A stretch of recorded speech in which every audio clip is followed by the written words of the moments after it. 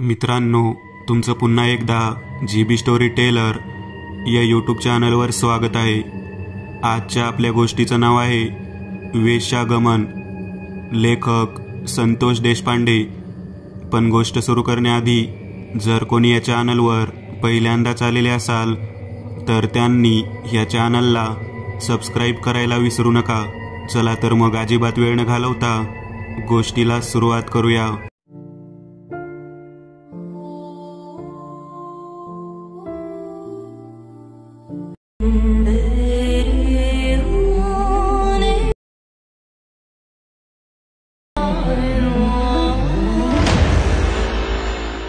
या संपूर्ण जगामध्ये कोणती ना कोणती गोष्ट अपूर्ण राहिल्यानंतर तिला अतृप्त असे म्हणतात। एखाद्या व्यक्तीच्या मनातली चांगली इच्छा, वाईट इच्छा अथवा कोणत्याही प्रकारची इच्छा त्याला अतृप्तता प्राप्त झाल्यानंतर ती जितक्या तीव्रतेची आहे तितक्या तीव्रतेने त्या व्यक्तीच्या आत्म्यावरती त्याचा परिणाम होतो। बरीच लोक म्हणतात की अतृप्त वासना ही मुख्यत्वे पिशाच्या योनीमध्ये घेऊन जाणारी वासना आहे। माणसाचा मृत्यूनंतरचा प्रवास स्वर्ग किंवा नरक या दोन ठिकाणी होणे अपेक्षित असते, परंतु जेव्हा व्यक्ती अतृप्त राहतो तेव्हा त्याला पिशाची योनी प्राप्त होते। या वासनेच्या संपूर्ण खेळामध्ये आपण कधीही वेश्येचा विचार केलेला नाही। वेश्या ही मुख्यत्वे एखाद्या व्यक्तीची वासना शांत करण्यासाठी स्वतःच्या देहाचा त्याग करणारी व्यक्ती असते, परंतु तिच्या मनाविरुद्ध कित्येक वेळा तिला स्वतःला अत्याचाराला सामोरे म्हणून जावे लागते। समाजातील या कटू सत्याला प्रत्येक जण मान्य करेल असे नाही, परंतु सत्य शेवटी सत्य असते। दीपक आणि वामन या दोघांनी प्रथमच त्या भागामध्ये प्रवेश केलेला होता। आजपर्यंत माणूस हा त्याच्या तारुण्य सुखापासून तृप्त झाल्याशिवाय त्याच्या जीवनाचा कोणताच अर्थ नाही, अशा गोष्टी त्या दोघांनी ऐकलेल्या होत्या। आज पहिल्यांदाच आशिष म्हणायच्या एका मित्राच्या नादी लागून ते दोघे जण रेड लाईट एरियामध्ये आलेले होते। बाहेरच्या बाजूला संध्याकाळच्या अंधारात स्वतःच्या शरीरावरचे कपडे वरती सावरून घेत आपले अंग प्रदर्शन करून पोटाची खळगी भरणाऱ्या त्या वेश्यांना ते दोघे जण पाहत होते। बऱ्याच जण सराईत असल्याने हाताच्या इशाऱ्याने आपल्याकडे बोलावून घेत होत्या। ते दोघेही नवीन होते। त्या दोघांना माहीत होते की आपण प्रथमच या ठिकाणी आलेलो आहोत। आशिष ज्या पद्धतीने बोलत आहे त्या पद्धतीनेच आपण येथे सर्व काही करायचे। आशिष तोंडामध्ये पानाचा तोबारा भरून जसा काही तो तेथील हिरो आहे या पद्धतीने त्या दोघांना घेऊन एका मुख्य नायकिनीच्या माडीवरती जिन्यावरून पायऱ्या चढत होता। आजूबाजूला असलेल्या कित्येक तरुण मध्यमवयीन स्त्रिया त्याच्याकडे इशाऱ्याने बोलावून घेत होत्या। आशिष आमच्या दोघांकडे बोट दाखवून म्हणत होता, आज हे दोघे जण बसणार आहेत, मला बोलावू नका। तेव्हा त्या माडीच्या वरती गेल्यानंतर मध्यभागी गादीवरती पानाचा पुडा घेऊन पान खात बसलेली मावशी त्यांनी पाहिली। ती सर्व वेश्या व्यवसाय करणाऱ्या व्यक्तीमध्ये प्रसिद्ध असणारी अक्का मावशी होती। तिने आशिषकडे पाहत त्याला बसण्यासाठी सांगितले। आतमधून आपले डौलदार शरीर दाखवत दोन तरुण मुली हातामध्ये ट्रे घेऊन त्यात गुलाब शरबत पाजण्यासाठी घेऊन आल्या होत्या। मी आशिषकडे पाहत म्हणालो, आपण इथून निघून जाऊ रे। तेव्हा आशिष म्हणाला, दीपक, तू आणि वामन दोघे जण अजिबात घाबरू नका। हे ठिकाण माझ्यासाठी नवीन नाही, परंतु स्वर्गातलं सुख जे काय असतं ते तुम्ही आज अनुभवताल। तेव्हा वामन माझ्याकडे पाहत म्हणाला, दीपक, आपण या ठिकाणी आलो आहोत खरे, परंतु ही जर गोष्ट कोणाला कळाली तर घरचे लोक खूप मारतील। मला दीपक म्हणाला, माझीही तशीच अवस्था आहे।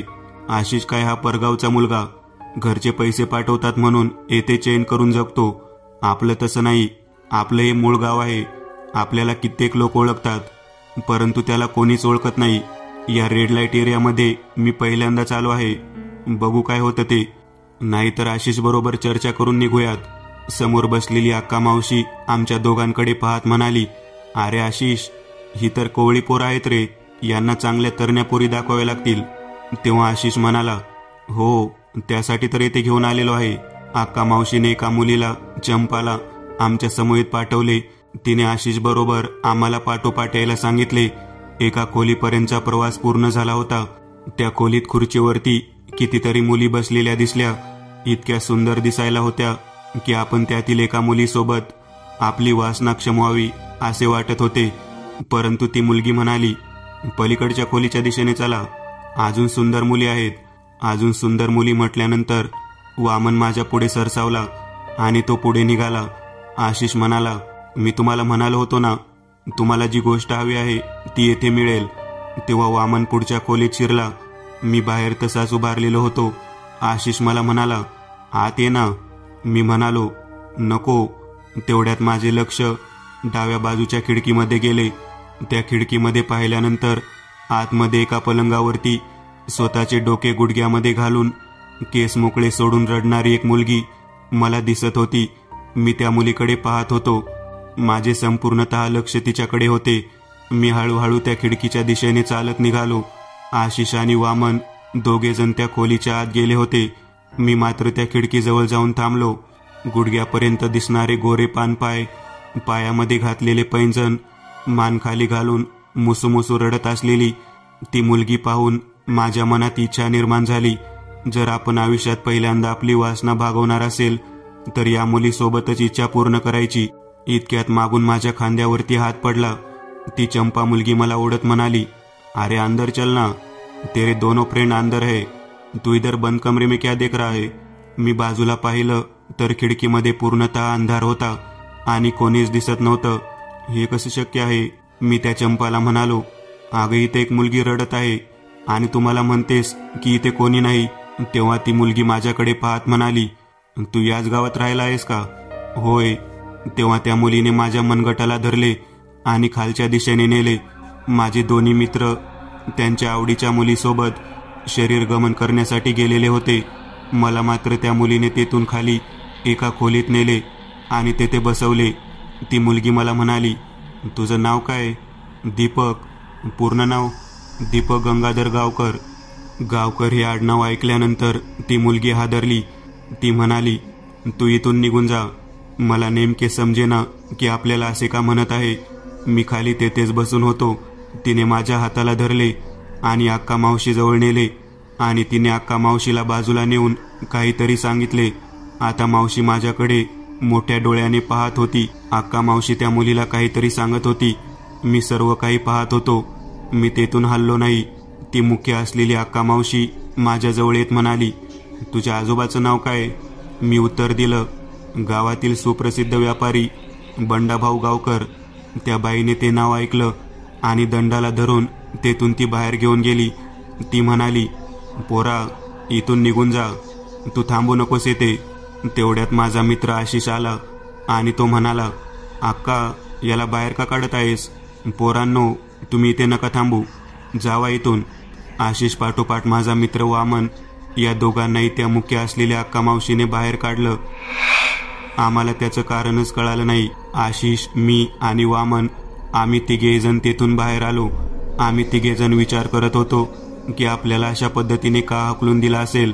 आशिष म्हणाला, तू काय केलं का. तेव्हा मी त्याला सांगितलं, अरे तुम्ही ज्या खोलीमध्ये होता, ज्या मुली पाहत होता, त्या बाजूच्या बाहेरच्या खिडकीत मी डोकावत होतो. तिथे एक मुलगी दिसायला इतकी सुंदर होती की माझी नजर तिच्याकडेच खेळून राहिली. ती मुसूमुसू करून रडत होती. तिचे गुडघ्यापर्यंतचे पांढरे शुभ्र कोमल पाय मला दिसत होते. तिच्या पाठीवरती असलेल्या उघड्या अंगाचा सर्व भाग मी डोळ्याने पाहत होतो. तिचा चेहरा मात्र दिसत नव्हता. माझ्या मनात तिच्याबरोबर बसण्याची इच्छा झाली. तेवढ्यात तुम्हाला मुली दाखवणाऱ्या त्या चंपाने माझ्या खांद्यावरती अचानक हात ठेवला. मी वळून तिच्याकडे बघितलं आणि नंतर त्या खिडकीकडे पाहिलं तर संपूर्ण काळोख आणि अंधार होता. तेथून पुढे मला चंपाने विचारलं. तेव्हा मी सांगितलं त्या खिडकीत मी काय पाहिलं. ते चंपा अचानक कावरीबावरी झाली आणि तिने सरळ सरळ मला अक्काकडे नेले. अक्काने माझे नाव विचारले. मी माझ्या आजोबाचं नाव सांगितलं आणि अक्काने मला तेथून बाहेर काढलं. आशिष म्हणाला, तुझ्या आजोबांचा, अक्काचा आणि आपल्याला बाहेर काढण्याचा काय संबंध असू शकतो. वामन म्हणाला, अरे याचा आजा नको त्या ठिकाणी जाऊन तोंड मारत होता. तिथं काहीतरी असं घडलं असणार आहे, त्यामुळेच तर आपल्याला बाहेर काढले. याच्या आज्याच्या 2-3 रकेली सुद्धा होत्या तिथं. वामन, गेलेल्या माणसाबद्दल असं कधी बोलू नये.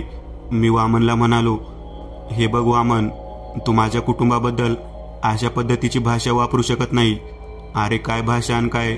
चांगली मुलगी हाताशी लागली होती. सगळं काही ठरलं होतं. तू कशाला बाहेर थांबलास. कुठे या खिडकीत, कुठे त्या खिडकीत बघत बसलास.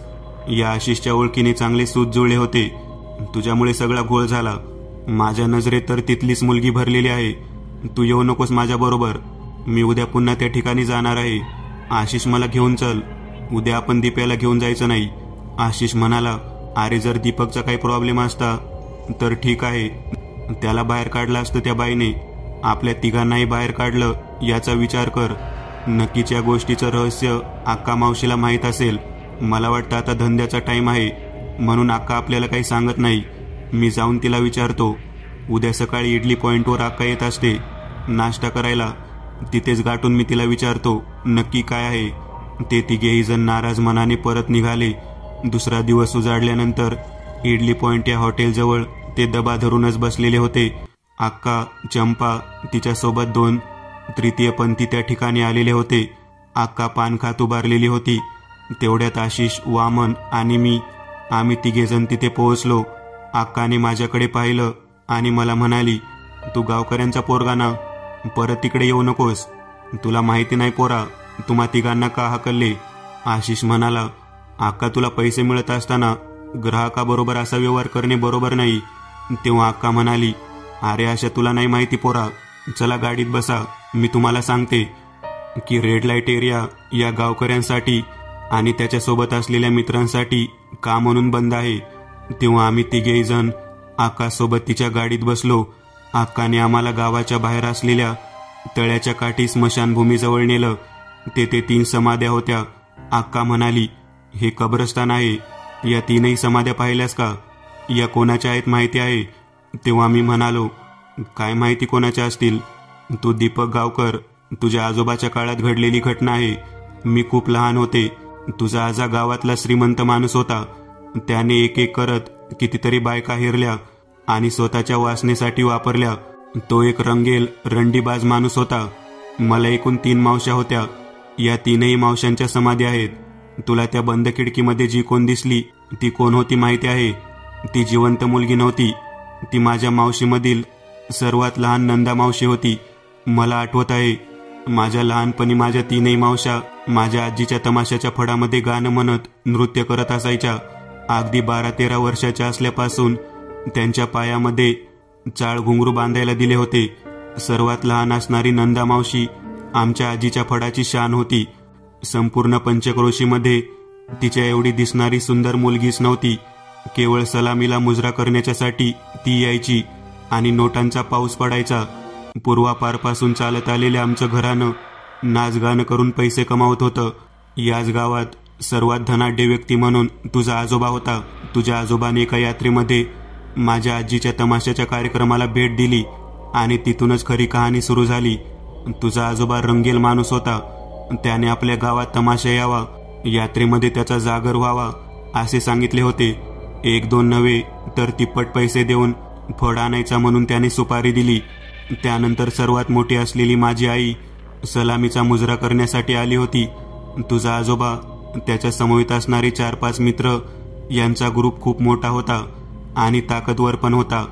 तमाशाच्या सलामीला माझ्या आईला पाहिल्यानंतर बाकीची पोरं ओरडू लागली, नंदाला आणा, नंदाला आणा. मग त्यानंतर माझी आई पाठव माझ्या 2 मावशा चित्रा आणि वनिता दोघीजणी सलामीला आल्या होत्या.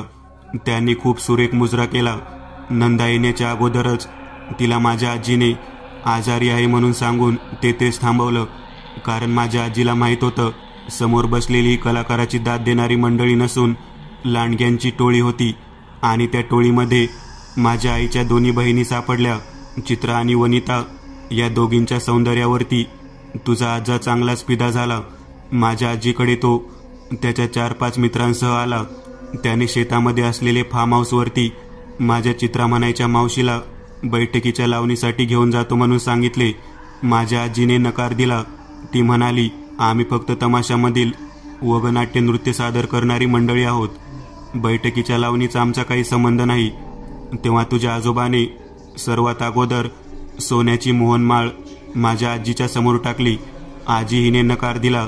त्यानंतर अर्ध नोटाचं गच्च भरलेलं होतं समोर टाकलं आणि म्हणाला, ते सोनं आणि हे पैसे घे आणि पोरगी शेतातल्या बंगल्यावर पाठवून दे. आता जर नकार दिला तर तू फोटोमध्ये दिसशील. माझ्या आजीने आजूबाजूला असलेल्या फडातील पुरुष मंडळींना बोलावलं, परंतु काही विलाज झाला नाही. ताकदीने मोठ्या असलेल्या तुझ्या आजोबाने माझ्या चित्रा मावशीला बैलगाडीत टाकून नेलं. 7 दिवस ती तिकडेच होती. 7 दिवसानंतर एका भेदरलेल्या अवस्थेत ती दिसत होती. तिच्या शरीराचे एवढे भयानक पद्धतीने लचके तोडलेले होते की ती पुरुष पाहिला की ओरडत होती.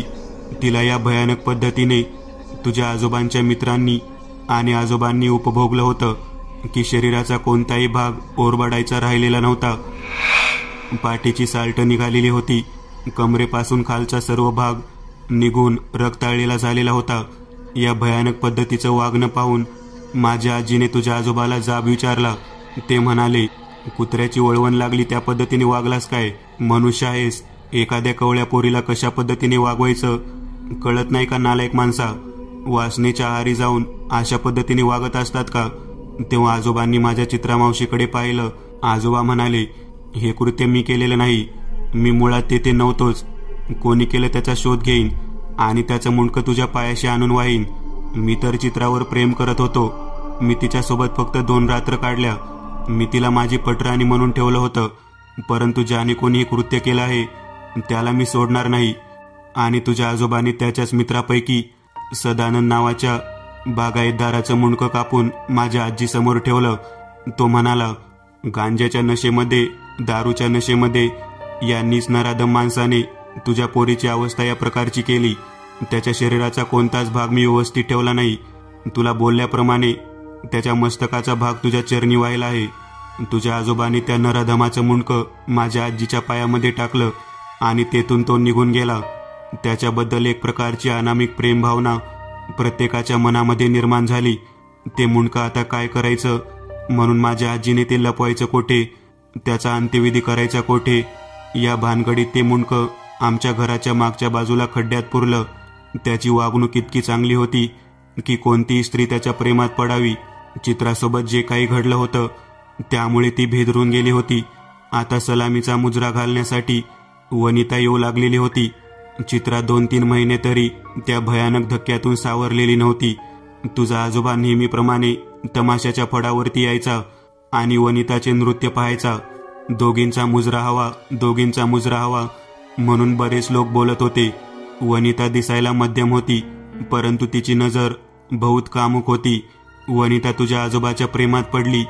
चित्राची अवस्था पाहून तुझा आजोबा चांगलाच नाराज झाला होता. सदानंदचा मुंडकं बाजूला काढल्यामुळे सदानंदचा भाऊ गेनबा सूड घेण्याच्या भावनेने पेटलेला. तुझ्या आजोबाची मित्रमंडळी आणि बाकीची ताकद भरपूर होती. गेनबा डाव ठेवून होता, परंतु तो प्रत्यक्ष काहीच करत नव्हता. वनिता आणि तुझ्या आजोबाचं लफडं सुरू झालं. वनिता स्वतःहून बैठकीच्या लावणीसाठी आवर्जून शेतातल्या घरावरती जाऊ लागली. तुझ्या आजोबासोबत तिचं सूत चांगलं जमलं. 8-8 दिवस वनिता फडावर येत नव्हती. वनिताचं वागणं आजीला सुद्धा पसंत नव्हतं. स्वैर झालेली वनिता तुझ्या आजोबाच्याकडून पैसा गोळा करून राहत होती. आजोबा सुद्धा चांगलाच नादी लागला होता. त्याच वेळेला फडावरती वनिताच्या गैरहजेरीमध्ये नंदाला मुजरा करायला आजीने उभा केलं. वनिताची वाट तरी किती दिवस पाहणार? 8-8 दिवस तमाशाचा फड बंद पडल्यामुळे खाण्यापिण्याचे वांदे होऊ लागले होते.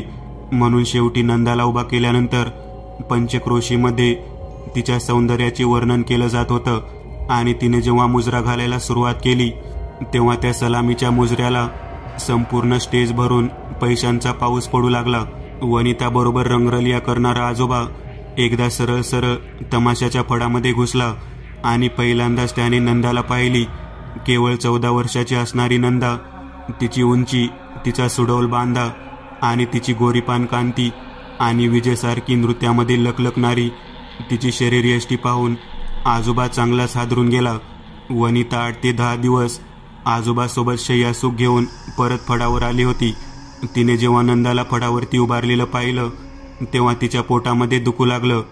तिला कळून चुकलं, आता अख्ख्या तमाशाचा फड फक्त नंदाच्या सौंदर्यावरती आणि अदाकारीवरती चालणार. आपल्याला दुय्यम वागणूक मिळणार. नंदाकडे आजोबाचे लक्ष पडले होते. आजोबांनी नंदावरती पोतभर पैसे उधळले. आजीकडे तो म्हणाला, किती दिवस या मुलीला लपवून ठेवलं? सौंदर्य लपवण्यासाठी नसतं, सौंदर्य उपभोगण्यासाठी असतं. तुझ्या 3ही पोरीमध्ये सर्वात सुंदर मुलगी ही आहे. हिला काय आशिष ठेवणार? मी हिच्याशी लग्न करतो, मी लग्न करून हिला नांदवीन, माझ्यासोबत लग्न लावून दे. तेव्हा आजीने ओळखलं की हा पुरता तिच्या सौंदर्यामध्ये वेडा झाला आहे. आजी म्हणाली, तमासगिरणीचं लग्न होत नसतं. आजोबाला कळून चुकलं, आजीची हव्याशी वृत्ती वाढलेली आहे. एका बाजूला डोळ्यामध्ये नशा भरणारं ते नंदाचं सौंदर्य आणि एका बाजूला संपत्ती. आजोबांनी नंदाला मिळवण्यासाठी सोन्याचा डब्बा आणून ठेवला. संपूर्ण सोन्याने मडवूनच तुझ्या पोरीला इथून घेऊन जाईन, असा आजोबा म्हणाला. गावकरची इस्टेट आजीला माहीत होती. आजीने डबाभर सोनं 5 एकर जमिनीमध्ये स्वतःच्या पोरीचा सौदा केला.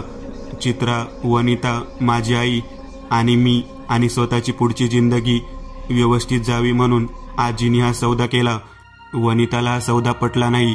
वनिताला वाटत होतं की आपण पटराणी होऊन राहावं, परंतु तिची जागा नंदाने घेतली. नंदा सुद्धा चित्रासोबत झालेल्या घटनेनंतर आजोबाच्या प्रेमामध्ये पडली होती. पिळदार दंडयष्टी असलेला, दिसायला सुंदर असणारा तो व्यक्ती तिच्या मनामध्ये घर करून राहिला होता आणि अखेर त्याने तिला आपल्या शेतातील घरामध्ये नेलं. इकडे गेनबा डाव साधूनच होता. आजोबा कधी त्याला एकटा आणि नशेमध्ये सापडतो याच बेतात होता. गेनबाच्या मनात स्वतःच्या भावाचा बदला घ्यावा ही इच्छा चांगल्याच पद्धतीने रुजलेली होती. नंदा आणि आजोबाच्या शेतामधलं ठिकाण गेनबाला माहीत झालं. सलग 8 ते 10 दिवस दोघेही जण त्या शेतातील घरातून बाहेर आलेच नाहीत. नंदा तर यवनाच्या बहरामध्ये असताना आजोबासोबत चांगलीच रंगवून गेली. एका तरुण तडफदार रंगेल असणाऱ्या व्यक्तीबरोबर तिचा चांगला सामना झाला होता. दोघांमधील प्रणय क्रीडा वनिताने पाहिली आणि ती भयंकर चिडली. आपल्यासोबत झोपणारा व्यक्ती हा आपल्या लहान बहिणीसोबत झोपतो, आपल्याकडे बघत सुद्धा नाही, या भावनेने ती चांगली चिडलेली होती. आणि सूड भावनेतून स्वतःच्या बहिणीला पाण्यामध्ये बघणारी वनिता हिने गेनबाच्या मदतीने त्या दोघांचा काटा काढायचं ठरवलं. हे सर्व सुरू असलेले घटनासत्र आमच्या तमाशाच्या मागच्या बाजूला शिजत होतं. ते कटकारस्थान माझ्या चित्रा म्हणायच्या मावशीने ऐकलं. ती तिथून तशीच लगबगीने शेतातल्या घराकडे जाण्यासाठी निघाली. तिने नंदा आणि आजोबाला सावध करण्यासाठी तिकडे पाऊल ठेवला, परंतु गेनबा आणि वनिता तोपर्यंत तेथे पोहोचली होती. तुझ्या आजोबाच्या 2 मित्रांना जाताना चित्राने मदतीसाठी यायला हाक मारली होती, परंतु त्या अगोदरच गेनबा आपल्या मित्रांसमवेत तेथे पोहोचला होता. निश्चिंत असलेल्या तुझ्या आजोबाला त्याने जागेवरतीच मारले आणि सौंदर्याने मुसमुसलेल्या त्या नंदाला तेथून त्याने उचलून नेलं. त्याला आडव्या येणाऱ्या चित्रा, जिला नरड कापून त्याने तिथेच फेकून दिले. वनिता हा प्रकार पाहून घाबरली. वनिताला चित्राचा मृत्यू आवडला नाही. ती सुद्धा त्याला आडवी गेली. शेवटी कोणते साक्षीदार नकोत म्हणून त्याने वनिताला सुद्धा मारले. नंदाला उचलून तो थेट त्याच्या शेतामध्ये निघून गेला. अर्धनग्न अवस्थेत नंदाला त्याने पाहिले होते. त्याने आपल्या भावाच्या सुडापोटी तिला नको त्या पद्धतीने उपभोगलं आणि अखेर नंदा तब्बल 1 महिना त्याच्या अत्याचाराची बळी पडली. माझी आई, मी, माझी आजी आम्ही सैरभैर होऊन हुडकत होतो, परंतु नंदा सापडत नव्हती. 2 पोरींचा मृत्यू झाला. ज्या माणसाने गावात आणण्यासाठी आणलं होतं त्या गावकराचा मृत्यू झाला. ही घटनाच मुळात हादरवणारी होती. आणि त्यातच सर्व पित्री अमावस्येच्या दिवशी आमच्या घराच्या मागच्या भागामध्ये जे सदानंदचे मुंडकं गाडलं होतं तेथून चित्रविचित्र आवाज यायला सुरुवात झाली. त्याचा आत्मा तडफडत होता. शारीरिक वासनेच्या भुकेमुळे त्याच्याकडून जे कृत्य झालं होतं ते सर्वस्वी नशेमध्ये झालं होतं. तो भेदरलेला आत्मा तसाच भरकटत होता आणि त्याचे ठिकाण म्हणजे आमच्या घराची मागची बाजू होती. तो आत्मा त्याचा भाऊ गेनबा याच्या दिशेने गेला. सूड म्हणून ओरडत होता. गेनबा आपल्या भावाच्या आत्म्याला पाहून हादरून गेला. आपल्या भावाचा झालेला खून आणि त्याचा घेतलेला बदला त्याबद्दल सदानंदच्या आत्म्याला माहिती दिली, परंतु वासनांद असलेल्या त्या प्रेतात्म्याने समोर सापडलेल्या नंदाची मागणी गेनबा यांच्याकडे केली आणि तो थेट स्वतःच्या भावाच्या शरीरात शिरला. इतक्या भयानक पद्धतीने नंदाचा त्याने उपभोग घेतला की अगोदरच महिनाभर शारीरिक वासनेने ग्रासलेल्या त्या नंदाला त्याच ठिकाणी मृत्यू आला. तिची अवस्था ज्या पद्धतीने तू पाहिलीस अगदी तशाच पद्धतीने ती शेवटच्या काळात तडफडत होती. तिच्या मृत्यूनंतर चित्रा, वनिता आणि नंदा या तिघांची समाधी स्मशानभूमीत बांधण्यात आली. तुझ्या आजोबाच्या हत्याच्या आरोपामध्ये जन्मठेपेची शिक्षा झाली. हे सर्व ऐकल्यानंतर तिघेही जण हादरले. वामन म्हणाला, मावशी हे तर फारच भयानक आहे. मग दीपकला जी दिसली ती नंदा होती काय? तेव्हा अक्का मावशी म्हणाली, होय ती नंदा होती. मी तिथून दीपकला हलवले मागचं कारण काय होतं माहिती आहे काय? ज्या ठिकाणी खिडकीमध्ये त्याला नंदा दिसली त्याच मागच्या भिंतीच्या बाजूमध्ये सदानंदचं मुंडकं तसंच पुरलेलं आहे. दीपकने नंदाला पाहिलं नव्हतं. दीपक ज्या ठिकाणी उभारला होता त्या ठिकाणी सदानंदच्या आत्म्याने नंदाला पाहिलं होतं. तुला माहित नाही पोरा, जर अजून काही काळ तो थांबला असता तर याच्या शरीरामध्ये सदानंदचा आत्मा आला असता आणि त्याने त्या खिडकीत असलेल्या नंदाच्या प्रेतात्म्याला भयानक पद्धतीने उपभोगले असते. ही गोष्ट थांबवता येत नाही का? कोण थांबवणार? तेव्हा दीपक म्हणाला, मी थांबवतोय सर्व काही. आशिष, तू आणि वामन दोघे जण मला साथ देताना. तेव्हा समोर असलेली ती अक्का मावशी म्हणाली, अरे पोरा, तुला कळतं का तू काय बोलत आहेस? तेव्हा दीपक म्हणाला, हो मला कळत आहे मी काय बोलतोय ते. मुंडकं तुम्ही त्या ठिकाणी ठेवलं आहे ते मुंडकंच मुळात त्रासदायक आहे. त्या मुंडक्यामुळेच वेश्य आगमन विधी घडत आहे. या अगोदर ही घटना किती वेळा घडली? तेव्हा अक्का मावशी म्हणाली, वर्षातून एकदा फक्त सर्व पितृ अमावस्येच्या दिवशी ही घटना घडते. सर्वात मोठी अमावस्या असते आणि त्या दिवशी सदानंदचा आत्मा तेथे असलेल्या कोणत्या ना कोणत्या व्यक्तीच्या शरीरात शिरतो आणि नंदाच्या शरीराचा उपभोग घेतो. तेव्हा दीपक म्हणाला, नंदा जी आहे ती आत्मा आहे. ती कोणाच्या शरीरात गेल्याशिवाय तो कसा काय उपभोग घेतो? तेव्हा अक्का डोळ्यातून अश्रू बाहेर काढत म्हणाली, नाईलाज आहे पोरा. तुला माहिती आहे त्या नंदाला ज्या स्त्रीचे शरीर धारण करायला लागतं ती व्यक्ती मी स्वतः आहे. मी स्वतः माझं कुटुंब आणि सर्व मुली सांभाळण्याच्या दृष्टिकोनातून त्या दिवशी वेश्यागमन करते. तो येतो आणि कोणाच्या ना कोणाच्या तरी रूपात त्या दिवशी उपभोग घेतो. दीपक म्हणाला, आता हे वेश्यागमन इथून पुढे घडणार नाही. मला जी मुलगी दिसली ती दिसायला खूप सुंदर होती. माझ्या मनात तिच्याबद्दल वासना सुद्धा निर्माण झाली. परंतु संपूर्ण घटना ऐकल्यानंतर मात्र मला कळून चुकले की आमच्याच घरातील एक विलासी व्यक्तीमुळे हे सर्व काही घडले आहे. तेव्हा अक्का म्हणाली, नाही रे, त्या व्यक्तीला काही दोष देऊ नकोस. त्याने रीतसर पद्धतीने वेश्यागमन केलं होतं. आमचा व्यवसायच मुळात नाचगाणं करून मनोरंजन करण्याचा. परंतु आपल्या संपत्तीमधील भरपूर इस्टेट, लागल तेवढं सोनं नाणं त्यानं दिलं. त्याला दोष देऊन काही उपयोग नाही. दीपक म्हणाला, तुमच्या घराच्या मागचं जे ठिकाण आहे तेथील मुंडकं उपसून काढायचं काम आम्ही रात्रीतून करतो. तुम्ही फक्त व्यवस्थित लक्ष ठेवा. आशिष म्हणाला, मी सुद्धा मदत करेल अक्का, मी सुद्धा मदत करेल. अक्का मावशी म्हणाली, पोरांनो ते तेवढं सोपं नाही. त्याचा वावर तेथे असतो. तेव्हा वामन म्हणाला, मी त्याचा बंदोबस्त करेन. तेव्हा अक्का म्हणाली, कशा रीतीने ते न सांगताच करावे लागेल. तुम्ही फक्त अमावस्येच्या रात्री आम्हाला त्या ठिकाणी थांबण्याची परवानगी द्या. अक्का तयार झाली. हे तिघेही जण त्या ठिकाणी जाण्याच्या तयारीत होते. चंपा आणि त्या ठिकाणची एक मुली हक्काने शांत एका ठिकाणी बसवलेल्या होत्या. बरोबर मध्यरात्रीच्या वेळी दीपक आणि आशिष या दोघांनी मागची बाजू खोदायला सुरुवात केली. त्या दोघांनी त्या जागी कुदळ मारली की भयानक पद्धतीचा आवाज यायला सुरुवात झाली. सदानंदचा प्रेतात्मा जणू काही भीती घालत होता अशा पद्धतीचाच तो आवाज होता. त्या आवाजाने त्या इमारतीमधील सर्व मुली चांगल्याच घाबरल्या. मुली जेव्हा हॉलमध्ये होत्या त्याचा दरवाजा काही क्षणात बंद झाला. दीपक आणि आशिष या दोघांपैकी त्या सैतानी आत्म्याने दीपकचं शरीर धारण केलं आणि तो थेट वरच्या दिशेने निघाला. आकाकडे न पाहता त्याने नंदाच्या खोलीमध्ये बंदिस्त होती तेथे पाहायला सुरुवात केली.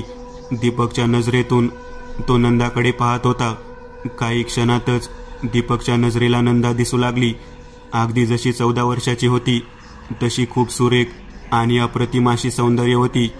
तिचा आत्मा त्याचे सौंदर्य पाहून दीपक घाबरला आणि त्याच्या शरीरामध्ये असलेल्या त्या सदानंदच्या प्रेतात्म्याने त्या दरवाजावरती लाथ घातली. तो पलंगावरती तसाच जाऊन बसला आणि समोर उभा असलेल्या नंदाला भयंकर जोरात ओरडून शरीर धारण करण्यासाठी बोलू लागला. परंतु एकही व्यक्ती शरीर धारण करण्यासाठी तेथे नव्हती.